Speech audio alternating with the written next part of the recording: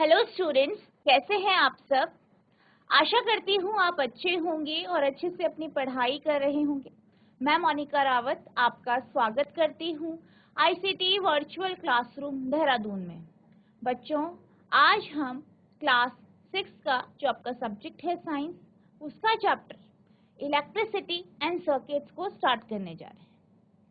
तो बच्चों, जैसे ही आप किसी अंधेरे कमरे में एंटर करते हैं तो सबसे पहले आप क्या करते हैं? आप सबसे पहले उस कमरे का स्विच ऑन करते हैं। क्यों करते हैं? ताकि आपका कमरा प्रकाशित हो जाए और आप वस्तुओं को देख पाए। तो बेसिकली क्या हुआ, जैसे ही आपने स्विच ऑन करा आपका कमरा प्रकाशित हो गया, क्योंकि जो बल्ब है वो ग्लो करने लगा, यानी प्रकाश उत्पन्न करने लगा। इसी तरीके से गर्मियों में जब आपको बहुत ज्यादा गर्मी लगती है तो आप क्या करते हैं? आप स्विच ऑन करते हैं और आपका जो पंखा है या जो सीलिंग फैन है वो चलना शुरू कर देता है, जिस कारण आपको जो है हवा महसूस होती है या आपको गर्मी से निजात मिलती है। इसी तरीके से अगर हम बात करें, यहाँ पे जितने भी हमने अभी उदाहरण देखे उन सभी में आपने क्या देखा? स्विच को ऑन किया गया, स्विच ऑन करने के बाद क्या हुआ? आपका बल्ब जो है प्रकाशित हुआ, आपका पंखा चलने लगा। इसी तरीके से अगर आपको कुछ चीज बनानी है, मान लीजिए आपको जो है कुछ मसाला पीसना है, तो आप क्या करते हैं? जो आपका मिक्सचर ग्राइंडर होता है उसे स्विच पे लगाते हैं, स्विच ऑन करते हैं और आपका मिक्सचर ग्राइंडर चलने लग जाता है। तो इन सभी केसेस में क्या हुआ? जैसे ही स्विच ऑन किया आपका कार्य होने लगा, आपका काम होने लगा। किस किस रूप में? कमरा प्रकाशित हुआ, ठीक है, पंखा चलने लगा, ठीक है, पंखा चलने लगा तो आपको जो है गर्मी से निजात मिली। इसी तरीके से मिक्सचर ग्राइंडर चलने लगा। तो जैसे ही हमने स्विच ऑन किया, स्विच ऑन करके क्या हुआ? आपका जो सर्किट है, ठीक है, जो आपके घरों में सर्किट है, परिपथ है, उससे धारा प्रवाहित हुई, जिस कारण आपके जो इलेक्ट्रिकल इक्विपमेंट है यानी जो आपके विद्युत उपकरण है वो चलना शुरू हुआ और आपका जो भी आपका कार्य था वो पूर्ण हुआ। तो यहाँ पे आप देख सकते हैं कि इलेक्ट्रिसिटी या जो बिजली है या विद्युत धारा है ये बहुत ही इम्पोर्टेंट है, बहुत ही ज्यादा जरूरी है, क्योंकि आपके घरों में जितने भी विद्युत उपकरण हैं, जितने भी आपके कार्य हैं, वो सारे के सारे आपके बिजली यानी विद्युत धारा पर निर्भर करते हैं या इलेक्ट्रिसिटी पर निर्भर करते हैं। ठीक है, तो आज हम जो टॉपिक शुरू करने जा रहे हैं वो है आपका इलेक्ट्रिसिटी। ठीक है, अब मान लीजिए आप जो है किसी अंधेरे कमरे में गए और वहां पे आपका जो स्विच है, ठीक है, वहां स्विच नहीं है या वहां पे जो है बिजली की फैसिलिटी नहीं है, वहां पूरा अंधेरा है, ठीक है, या वहां पे जो है बिजली नहीं आ रही, तो आप क्या करते हैं? आप टॉर्च को ऑन करते हैं। टॉर्च को ऑन करते हैं तो टॉर्च क्या होता है? आपका दीप्त हो जाता है या वो प्रकाश उत्पन्न करता है, जिस कारण कमरे में रखी हुई वस्तुएं आप देख पाते हैं। ठीक है, तो यहाँ पे जैसे कि हम बात कर रहे हैं टॉर्च की, तो टॉर्च को आपने स्विच ऑन किया और आपका जो बल्ब है वो प्रकाशित हुआ या ग्लो करने लगा या प्रकाश उत्सर्जित करने लगा, जिससे आप वस्तुओं को देख पाए। अब जैसे ही हमने स्विच ऑन किया तो आपके मन में एक क्वेश्चन उठा होगा, एक प्रश्न उठा होगा कि जो ये बल्ब है ये प्रकाश क्यों देने लगा? जैसे ही स्विच किया गया वैसे ही प्रकाश क्यों देने लगा? ठीक है, और इसका या इस प्रकाश का स्रोत क्या है? तो अगर हम टॉर्च की बात करें तो टॉर्च के अंदर भी एक प्रॉपर सर्किट होता है, परिपथ होता है, जहाँ पे आपका बल्ब होता है। ठीक है, और ये जो बल्ब है ये तारों के माध्यम से सेल से जुड़ा होता है और यही सेल जो है प्रकाश को उत्सर्जित करने में मदद करता है। ठीक है, यानी जो आपका परिपथ है उसमें जो विद्युत धारा प्रवाहित हो रही है वो सेल के कारण ही प्रवाहित हो। तो सबसे पहले हम बात करते हैं विद्युत सेल की। तो अब हम बात करते हैं इलेक्ट्रिक सेल यानी विद्युत सेल की। ठीक है, तो अगर हम विद्युत सेल की बात करें तो जो आपका परिपथ है, जैसे कि हमने टॉर्च की बात करी, टॉर्च में जो आपका बल्ब है वो प्रकाशित हो रहा है, उसे जो ऊर्जा मिल रही है, ठीक है, वो किससे मिल रही है? आपके सेल। ठीक है, अब आप यहाँ पे देख सकते हैं, यहाँ पे आपको दिखाई दे रहा होगा, ये आपका क्या है? इलेक्ट्रिक सेल यानी विद्युत सेल है। विद्युत सेल एक ऐसा जो है परिपथ का एक ऐसा भाग है, एक ऐसा पार्ट है या ऐसा उपकरण है जिसमें विद्युत धारा यानी इलेक्ट्रिसिटी केमिकल फॉर्म में यानी रासायनिक रूप से स्टोर होती है। जब भी हम इस सेल को तारों से जोड़ते हैं, तारों के माध्यम से फिर आपका जो बल्ब है उससे जोड़ा जाता है और कनेक्शन पूरा रहता है, तो आप ये देखते हैं कि जो आपका बल्ब है वो ग्लो कर रहा है, यानी जो आपका विद्युत बल्ब है वो प्रकाश उत्सर्जित कर रहा है। अब अगर हम इलेक्ट्रिक सेल की बात करें, विद्युत सेल की बात करें, तो विद्युत सेल के दो टर्मिनल होते हैं, ठीक है, दो टर्मिनल होते हैं। एक आपका पॉजिटिव टर्मिनल होता है जिसे आप धन टर्मिनल बोलते हैं, दूसरा आपका कौन सा टर्मिनल होता है, ऋण टर्मिनल यानी नेगेटिव टर्मिनल, ठीक है। अगर आप एक नॉर्मल सेल को देखें, आपके पास एक सेल है, आप क्या कर सकते हैं, आपको दिखाई देगा कि उसका एक पार्ट कुछ इस तरीके से उठा होता है जिसके ऊपर कैप होती है, वहीं एक भाग ऐसा होता है जहां पे एक डिस्क होती है, ठीक है, डिस्क सी होती है। अब ये जो पार्ट है, ये जो भाग है, ये जो सिरा है जहां पे कैप होती है, ठीक है, ये जो सिरा होता है इसे ही हम धन टर्मिनल कहते हैं यानी पॉजिटिव टर्मिनल कहते हैं। इसी प्रकार से सेल का वह सिरा जहां पे आपको एक मेटल की या धातु की डिस्क दिखती है, वह सिरा क्या होता है, नेगेटिव टर्मिनल यानी ऋण टर्मिनल, ठीक है। तो जो आपका सेल होता है, सेल का वह हिस्सा या वह सिरा जिसपे कैप लगा होता है वो आपका पॉजिटिव टर्मिनल यानी धन टर्मिनल होता है। वही वह सिरा जिसपे एक डिस्क होती है, ठीक है, किसकी बनी होती है, ये मेटल की बनी होती है डिस्क, तो ये मेटल की जो डिस्क होती है उसको हम ऋण टर्मिनल या नेगेटिव टर्मिनल कहते हैं। और ये जो पॉजिटिव और नेगेटिव टर्मिनल है दोनों के दोनों आपके मेटल से बने होते हैं। आपने देखा होगा जो आपके सेल होते हैं उसमें मेंशन भी किया रहता है, लिखा रहता है कि ये आपका पॉजिटिव टर्मिनल है और ये आपका नेगेटिव टर्मिनल है, ठीक है। तो अब क्या होता है, ये जो सेल है इसमें आपका जो एनर्जी है वो स्टोर रहती है, आपकी विद्युत धारा जो है इसमें स्टोर रहती है। आप क्या करते हैं, इसे तारों से जोड़ते हैं, ठीक है, इसको आप तार से जोड़ेंगे, तार से जोड़ते हैं, तारों के माध्यम से आप इसे किससे जोड़ देते हैं, बल्ब से जोड़ देते हैं। मान लीजिए बल्ब है, ठीक है, इस तरीके से जोड़ते हैं तो क्या होता है, धारा प्रवाहित होती है और ये जो धारा होती है वो इस सेल में जो करंट होता है वो इस सेल में केमिकल फॉर्म में यानी रासायनिक रूप से स्टोर होता है। अब जैसे ही आप प्रॉपर कनेक्शन करते हैं, धारा पॉजिटिव टर्मिनल से यानी धन टर्मिनल से ऋण टर्मिनल की ओर बहती है या प्रवाहित होती है, जिस कारण जो आपका बल्ब है वो प्रकाश उत्पन्न करता है यानी ग्लो करने लग जाता है, प्रकाशित हो जाता है। तो बिल्कुल इसी तरीके से जो आपका टॉर्च होता है, टॉर्च में भी आपके सेल लगे होते हैं और ये जो सेल होते हैं, ठीक है, ये जो सेल होते हैं यही टॉर्च के बल्ब को प्रकाशित करते हैं, ठीक है।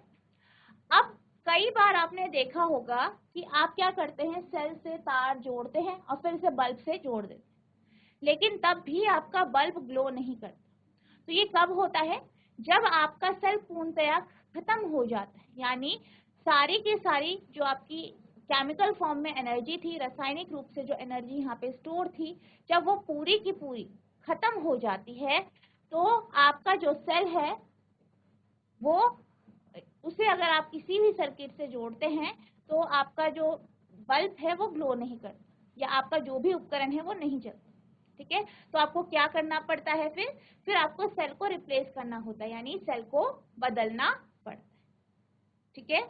तो कई बार ज्यादा यूज करके ये खत्म हो जाती है तो आपको क्या करना है, फिर सेल चेंज करना। An electric cell metal cap is the positive terminal of the electric cell, ठीक है।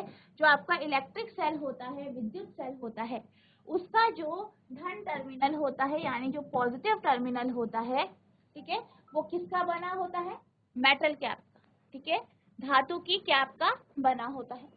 That metal disc is negative terminal, और इसी तरीके से जो धातु की डिस्क होती है वो क्या होता है, यहाँ पे ऋण टर्मिनल होता है, ठीक है, जैसे कि आपको अभी बताया गया। All electric cell has two terminal, a positive terminal and a negative terminal. जितने भी सेल है, जितने भी सेल आप देख पाते हैं, आपने देखे होंगे, सब में दो टर्मिनल होते हैं। एक पॉजिटिव होता है यानी धन टर्मिनल, दूसरा नेगेटिव यानी ऋण टर्मिनल होता है। सारे के सारे सेल आपके सब में दो टर्मिनल होता है। कभी भी आपको ऐसा सेल नहीं दिखाई देगा जिसका एक ही टर्मिनल हो, हर सेल के दो टर्मिनल होते हैं। An electric cell produces electricity from chemicals stored inside it. अब क्या कहा जा रहा है कि जो आपका इलेक्ट्रिक सेल है, विद्युत सेल है, ये क्या करता है, ये विद्युत धारा को बनाता है, उत्सर्जित करता है। किससे? जो आपके सेल के अंदर केमिकल होते हैं, रसायन होते हैं, ठीक है, जो आपके सेल के अंदर रसायन है, उनको धारा में परिवर्तित करके ये विद्युत धारा को बनाता है। यानी किसी भी सर्किट में, कोई भी आपका सर्किट है, उसमें जो आपका विद्युत सेल होता है वह धारा देता है या धारा को सप्लाई करता है। उसी के कारण जो विद्युत धारा है उस परिपथ में चलती है या प्रवाहित होती है। When the chemicals in the electric cell are used up, the electric cell stops producing electricity. अब क्या होता है, जब ये केमिकल, ठीक है, जैसे हमने बात करी कि जो आपका सेल होता है, ठीक है, सेल होता है, सेल में केमिकल रूप में या रासायनिक रूप में आपकी विद्युत धारा स्टोर रहती है। अब ये जो, जब ये केमिकल पूरा खत्म हो जाता है तो आपका जो सेल है वो धारा जो है उत्पन्न नहीं करता, उससे धारा उत्सर्जित नहीं होती है, ठीक है, यानी वो क्या हो गया है, खत्म हो। The electric cell then has to be replaced with a new one. तो इसलिए क्या किया जाता है, फिर जो आपका विद्युत सेल है उसको नए सेल से जो है रिप्लेस किया जाता है, यानी बदला जाता है, ठीक है।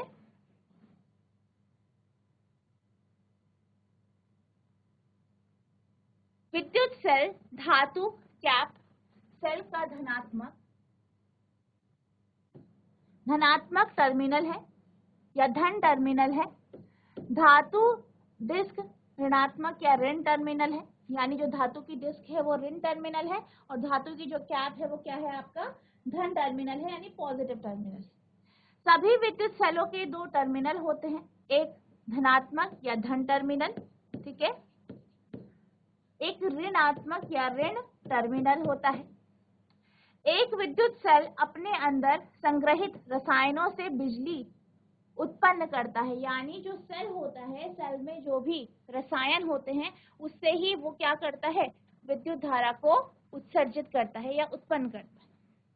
जब विद्युत सेल में रसायन समाप्त हो जाते हैं तो विद्युत सेल विद्युत उत्पादन बंद कर देते हैं। अब जब क्या होता है, जो आपका विद्युत सेल होता है उसमें रसायन केमिकल्स खत्म हो जाते हैं तो फिर क्या होता है, वो विद्युत धारा उत्सर्जित नहीं करता है, फिर विद्युत सेल को एक नए सेल से बदलना होता है, ठीक है। तो ये आपका क्या है, विद्युत सेल। अब यहाँ पे हमने बात करी विद्युत सेल की, यानी जो आपका इलेक्ट्रिक सेल होता है वो क्या होता है, किस तरीके का होता है, बेसिक व्यू हमने जाना। अब इसी तरीके से जब हम घर की बात करते हैं, आपके घरों में जो है, जैसे हमने बात करी कि बल्ब ग्लो करता है या बल्ब प्रकाशित होता है जैसे ही आप स्विच ऑन करते हैं। तो स्विच ऑन करते हैं तो आपकी जो विद्युत धारा है वो प्रवाहित होती है। अब यहाँ पे जो विद्युत धारा है वो जो इलेक्ट्रिक सप्लाई है या जो आपके तार है, ठीक है, ट्रांसमिशन के माध्यम से जो आपके हाइड्रो इलेक्ट्रिक पावर है, ठीक है, जो आपके जल विद्युत संयंत्र है या ताप विद्युत संयंत्र है, थर्मल पावर प्लांट है, वहां से उन विद्युत धारा को तारों के माध्यम से घर में लाई जाती है, ठीक है। तो यहाँ सोर्स क्या है, आपके घरों में जो आपके घर में परिपथ होते हैं वहां विद्युत धारा का सोर्स जो है आपके संयंत्र है, ठीक है, वहां से धारा घरों तक लाई जाती है। अब जैसे ही आप स्विच ऑन करते हैं तो ये धारा हमारे घर का जो परिपथ है, हमारे घरों में जो सर्किट है वहां से फ्लो करती है और हमारा जो बल्ब है, ठीक है, जो आपके पंखे हैं, जो भी आपके विद्युत उपकरण हैं, सब चलने लग जाते हैं, ठीक है, अपना कार्य शुरू कर देते हैं। अब यहाँ पे जो सप्लाई आ रहा है, बिजली का सप्लाई आ रहा है, वो बहुत ही ज्यादा होता है।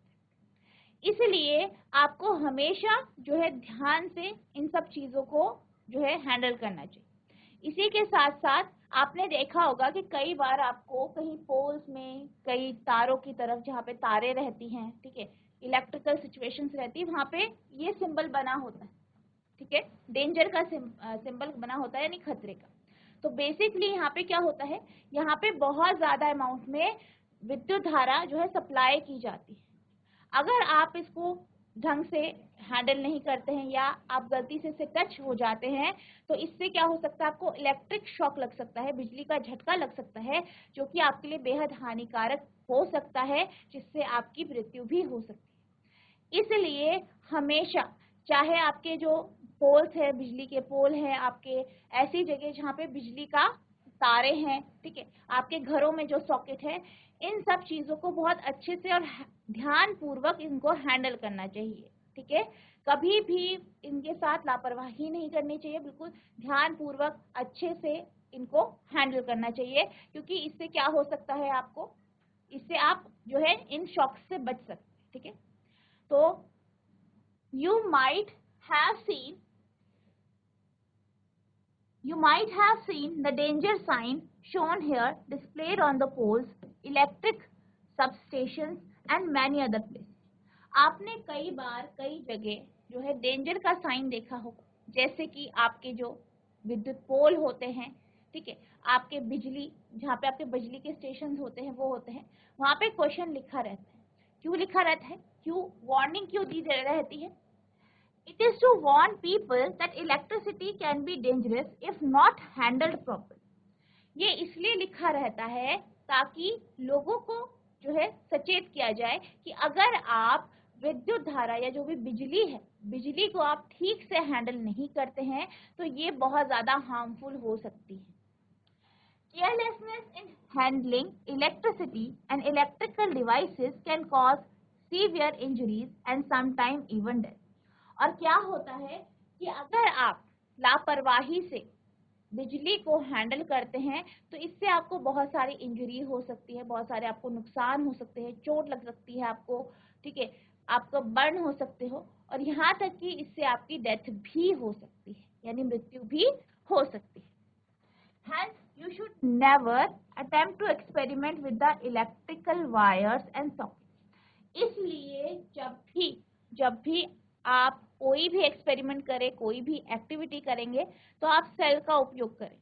आपको डायरेक्ट सॉकेट का उपयोग नहीं करना है, ठीक है, क्योंकि वहां से जो धारा प्रवाहित होती है वो बहुत ज्यादा होती है, जिससे आपको नुकसान पहुंच सकता है, ठीक है। इसलिए आपको हमेशा जो भी बिजली के उपकरण हैं जो आपके घरों में लगे हैं, या ऐसी जगह जहाँ पे जो है बिजली के आपको तारे दिखाई दे रही है, पोल्स दिखाई दे रहे हैं, उनको आपको बिल्कुल भी छूना नहीं है, और घरों में आपको जो भी आपके सॉकेट्स हैं उनको बिल्कुल अच्छे से हैंडल करना है, ध्यान पूर्वक उनको जो है हैंडल करना है, ठीक है।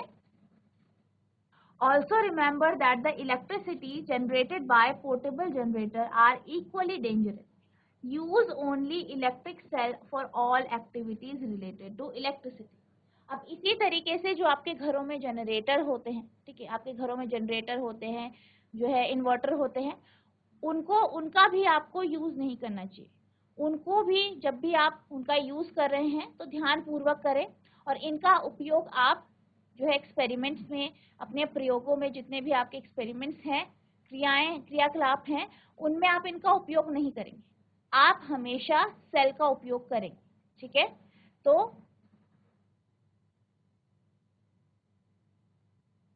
यहाँ दिखाए गए खतरे के निशान या चिन्ह को आपने खंभों, बिजली सबस्टेशन और कई अन्य जगहों पर रखा हुआ देखा होगा।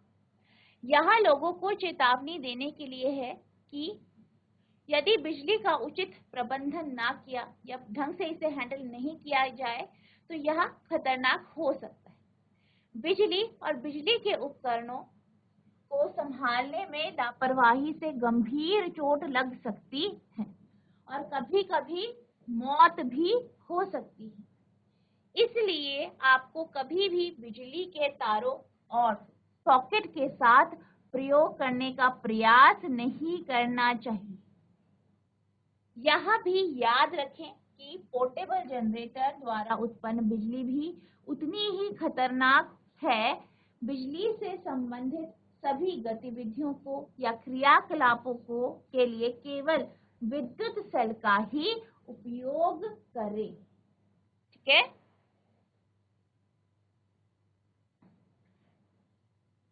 अब हम चलते हैं हमारे इलेक्ट्रिक सर्किट यानी विद्युत सर्किट के अगले पार्ट की तरफ या उसके अगले उपकरण की तरफ, जो है आपका इलेक्ट्रिक बल्ब यानी विद्युत बल्ब।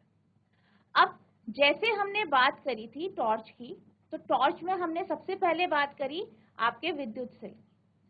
इस सेल के कारण ही जो आपका टॉर्च का सर्किट है या उसका जो परिपथ है उसमें धारा प्रवाहित हो रही। हमने ये जाना कि जो आपका सेल होता है, सेल में जो आपकी विद्युत धारा होती है वो रासायनिक रूप से स्टोर होती है। सेल इसी रसायन से विद्युत धारा को उत्सर्जित करता है, जिसके कारण आपकी जो बल्ब है वो ग्लो करती है। तो अब हम बात करते हैं विद्युत बल्ब की। तो विद्युत बल्ब क्या होता है? बेसिकली यह वह उपकरण है जो प्रकाश उत्सर्जित करता है। ठीक है। जैसे हमने बात करी थी घरों की, जैसे ही आप घरों में अंधेरे कमरे में जाते हो तो सबसे पहले आप स्विच ऑन करते हैं। स्विच ऑन करने से क्या होता है? आपका जो विद्युत बल्ब है वो प्रकाशित हो जाता है या वो प्रकाश को उत्सर्जित करता है। ठीक है, ग्लो करने लग जाता है। अब अगर हम बल्ब की बात करें, ठीक है, नॉर्मल जैसे हम बल्ब की जब बात करते हैं तो आपने देखा होगा बल्ब कुछ इस तरीके का हो। इसमें ऊपर कांच का एक केस होता है, ठीक है, और इसका जो नीचे का हिस्सा होता है ये आप देख सकते हैं यहाँ पे, ये मेटल का बना होता है, धातु का बना। ठीक है। अब यहाँ पे जो आपके पास ये दिखाई दे रहा है ये कांच का केस होता है। इसके अंदर आपको दिखाई दे रहा होगा कुछ भाग। ठीक है। इसको हम क्या कहते हैं? यहाँ पे ये जो तार का आपको यहाँ पे स्ट्रक्चर दिख रहा है इसको हम फिलामेंट कहते हैं। क्या कहते हैं? फिलामेंट कहते हैं। इसी तरीके से अगर हम बात करें इसके नीचे के केस की, तो ये बाहर से यहाँ पे ऊपर की तरफ ये मेटल का बना हो इसी, और अगर हम इसके नीचे की बात करें तो नीचे यहाँ पे ये प्लास्टिक का बना होता है, प्लास्टिक का होता है, और कहीं जगह आपका नॉन कंडक्टिंग मटेरियल का बना होता है। यहाँ पे इसके नीचे, सेल के नीचे एक बिंदु होता है जो मेटल की टिप हो। ठीक है। इसका जो केस है वो मेटल का बना है और नीचे जो टिप है वो भी मेटल की बनी है। ऊपर का जो केस है वो कांच का बना है और कांच के अंदर आपको एक स्ट्रक्चर दिखता है जो कि फिलामेंट होता है। अब हम फिलामेंट की बात करें, ठीक है, आप फिलामेंट को देख सकते हैं, बिल्कुल ध्यानपूर्वक देखेंगे। बी फिगर में आप देखेंगे। ठीक है। यहाँ पे आप देख रहे होंगे ये जो तार है, ठीक है, यहाँ पे ये जो तार है, दो तारें आपको दिखाई दे रही है कि यहाँ पे एक यहाँ पे। एक तार आपकी यहाँ पे केस से जुड़ी दिख रही होगी, ये इस तरीके से यहाँ पे जुड़ी, यहाँ पे ये इस तरीके से यहाँ पे केस से जुड़ी। दूसरी जो तार है ये वाली तार,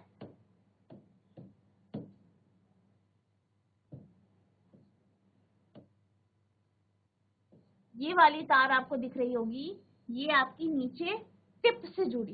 ठीक है, जो मेटल की टिप है, धातु की जो टिप है उससे जुड़ी। ठीक है। तो एक तार इसके केस से जुड़ी है जो कि मेटल का केस है। दूसरी जो तार है यानी फिलामेंट की जो तार है वो नीचे आपके टिप से जुड़ी। ठीक है। और आप ये जानते हैं ये भी आपका मेटल का बना है, धातु का बना है, और इसका जो केस है वो भी आपका धातु का बना है।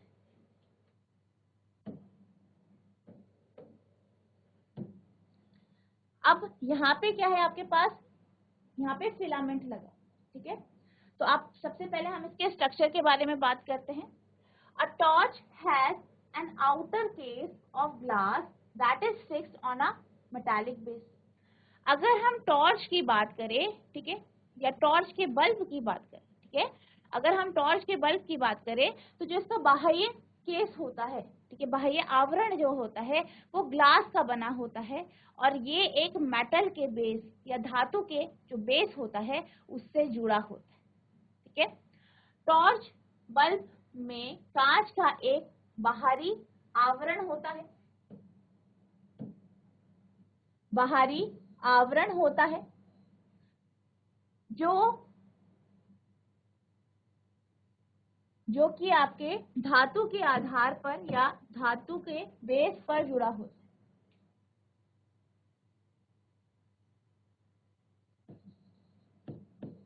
ठीक है, जैसे कि अभी हमने समझा। अब हम बात करते हैं एक इलेक्ट्रिक टॉर्च की। ठीक है, तो इसको समझने के लिए हम एक एक्टिविटी को समझेंगे। ठीक है, जो कि आपकी एक्टिविटी 1 है। अब जैसे कि आप देख सकते हैं यहाँ पे आपके पास क्या है, एक टॉर्च है। ठीक है, अब जैसे हमने बात की थी, जैसे ही आप किसी अंधेरे कमरे में एंटर करते हैं, किसी अंधेरे कमरे में जाते हैं, तो आप क्या करते हैं, सबसे पहले स्विच ऑन करते हैं। अगर वहां जो है आपकी बिजली नहीं है तो आप क्या करते हैं, टॉर्च को ऑन करते हैं। टॉर्च का जो स्विच है इसे ऑन करते हैं, और जैसे ही आप टॉर्च के स्विच को ऑन करते हैं तो जो इसका बल्ब है वो क्या कर जाता है, ग्लो कर जाता है, यानी प्रकाश उत्सर्जित करता है। तो बेसिकली क्या हुआ, जैसे ही हमने स्विच ऑन किया, जैसे ही हमने स्विच ऑन किया तो आपका जो परिपथ है वो पूर्ण हुआ, जिस कारण आपका जो बल्ब है वो विद्युत धारा को उत्सर्जित करता है। ठीक है, तो जो आपका बल्ब है वो किसको उत्सर्जित कर रहा है, प्रकाश को उत्सर्जित कर रहा है, जो किसके कारण हो रही है उत्सर्जित, विद्युत धारा के कारण, क्योंकि आपका जो सर्किट है उसमें धारा प्रवाहित हो रही। ठीक है, तो अब अगर हम बात करें, जैसे ही आप उस स्विच को ऑफ कर देते हैं तो आपका जो बल्ब है वो ग्लो करना बंद कर देता है, यानी प्रकाश उत्सर्जन बंद कर देता है। अब आप क्या करेंगे, जो ये बल्ब है, ठीक है, जो ये बल्ब है इसको ऑब्जर्व करेंगे, इसको देखेंगे। ठीक है, अब जब आप बल्ब को ऑब्जर्व करते हैं, देखते हैं, तो आपको बल्ब कुछ इस तरीके से दिखाई देता है, जैसे कि अभी हम डिस्कस कर रहे हैं। आप यहाँ पे देख सकते हैं कि बल्ब में जब आप इसे ढंग से देखते हैं तो आपको यहाँ पे एक फिलामेंट दिखाई देता है। ठीक है, जो कि आपके दो तारों के बीच में होते हैं। ये जो दो तारें होती है ये काफी मोटी तारें होती है, थिक वायर्स इन्हें कहते हैं। और जैसे कि हमने अभी बात करी थी, जब हम जो है टॉर्च के बल्ब की बात कर रहे थे, तो जो ये तार है, ठीक है, यहाँ पे जो ये तार है, एक तार जो है आपके मेटल के केस से जुड़ी है, दूसरी आपकी मेटल के टिप से जुड़ी, इस तरीके से। तो यहाँ पे भी आप देख सकते हैं। ठीक है, यहाँ पे भी हम ये देखते हैं कि जो आपके टॉर्च का जो बल्ब है उसकी जो ये दो मोटी तारें हैं, उसमें से एक जो तार है वो आपके यहाँ पे मेटल के केस यानी धातु के केस से जुड़ी है, और दूसरा जो है आपके मेटल के टिप से जुड़ी है। इसके साथ साथ हम क्या देख पाते हैं, यहाँ पे आपको एक मेटल का केस दिखाई देता है, नीचे आपके पास एक इंसुलेटर, ठीक है, जो है कुचालक जो है यहाँ पे लगा होता है, जिसके बीच में एक मेटल की या धातु की टिप होती है। अब ये आप इसको इस तरीके से ऑब्जर्व करते हैं। अब यहाँ पे हम बात करते हैं जो ये तार है इस, ठीक है, जो इसके अंदर जो दो तारें आपको दिखाई दे रही है, मोटी तारें हैं, जो थिक तार है, ये थिक वायर है, उनकी अगर हम बात करें तो यहाँ पे क्या होता है, एक तार जो है मेटल के केस से जुड़ी होती है, ठीक है, और दूसरी तार जो है वो आपके मेटल के टिप से जुड़ी होती है। जब भी हम परिपथ को जोड़ते हैं तो तार का एक सिरा हम टिप से जोड़ते हैं, यानी जो आपकी धातु की टिप है उससे जोड़ते हैं, और जो उसका दूसरा सिरा है या दूसरा जो टर्मिनल है वो आप इससे जोड़ते हैं, जो आपका मेटल का केस है इससे जोड़ते हैं। इस तरीके से यहाँ पे आपका टर्मिनल लिखा है, क्योंकि ये आप किससे जोड़ते हैं, तार से जोड़ते हैं, और ये तार जो है आपका जो बल्ब होता है, सॉरी जो आपका सेल होता है, जो ये बल्ब है वो आपका जो सेल होता है, सेल के जो दो टर्मिनल है, पॉजिटिव और नेगेटिव टर्मिनल, ठीक है, ऋण टर्मिनल और धन टर्मिनल, उनसे जोड़ा जाता है। ठीक है, तब जाके ये क्या होता है, आपका ग्लो होता है या प्रकाश उत्सर्जित करता है। तो बेसिकली हमने क्या देखा कि जो आपका बल्ब होता है ये कांच के केस का बना होता है, ठीक है, और इसका जो नीचे का जो बेस होता है वो मेटल का बना होता है। मेटल के नीचे या धातु के नीचे एक इंसुलेटर या कुचालक का एक सरफेस होता है, जिसके नीचे आपका एक मेटल की छोटी सी टिप होती है, धातु की एक टिप होती है। ये जो आपका मेटल का केस है या धातु का केस है या जो मेटल की टिप है, यहाँ पे हम तार को जोड़ते हैं, ठीक है। ये आपको ध्यान रखना है। एक तार को आपका यहाँ पे लपेटा जाता है, दूसरे तार को आपका यहाँ पे मेटल टिप पे जोड़ा जाता है। अब अगर हम बात करें इस कांच के केस की या कांच के बल्ब की, तो यहाँ पे आपको दो तार दिखाई देती है, दो तार होती है जिन्हें हम थिक वायर कहते हैं, कि मोटी तारें होती है। इनके बीच में एक फिलामेंट होता है, ठीक है, फिलामेंट होता है जो कि एक पतली तार। अब ये जो थिक वायर्स हैं या मोटी तार है, इसमें से एक तार जो है आपके मेटल का जो केस है इससे जुड़ी होती है और दूसरी आपकी मेटल की टिप से जुड़ी होती है, ठीक है। तो ये आपका क्या है, आपका बल्ब का स्ट्रक्चर है, ठीक है, बल्ब की संरचना है। तो बच्चों आज हमने इलेक्ट्रिक सेल यानी विद्युत सेल के कॉन्सेप्ट को समझा कि विद्युत सेल क्या होता है। इसके साथ साथ हमने ये भी जाना कि जो आपका विद्युत बल्ब होता है वो क्या होता है, उसके जो अलग अलग भाग है वो कौन कौन से, ठीक है। आई होप आपको इतना समझ में आया होगा। आपको क्या करना है, जितना आपको पढ़ाया गया है उसे रिवाइज करना है। अगर आपके मन में किसी भी प्रकार का कोई भी प्रश्न उठता है तो आप नेक्स्ट लेक्चर में पूछ सकते हैं। तो बच्चों आज के लिए बस इतना ही, मिलते हैं अब नेक्स्ट सेशन में। तब तक के लिए thank you and have a nice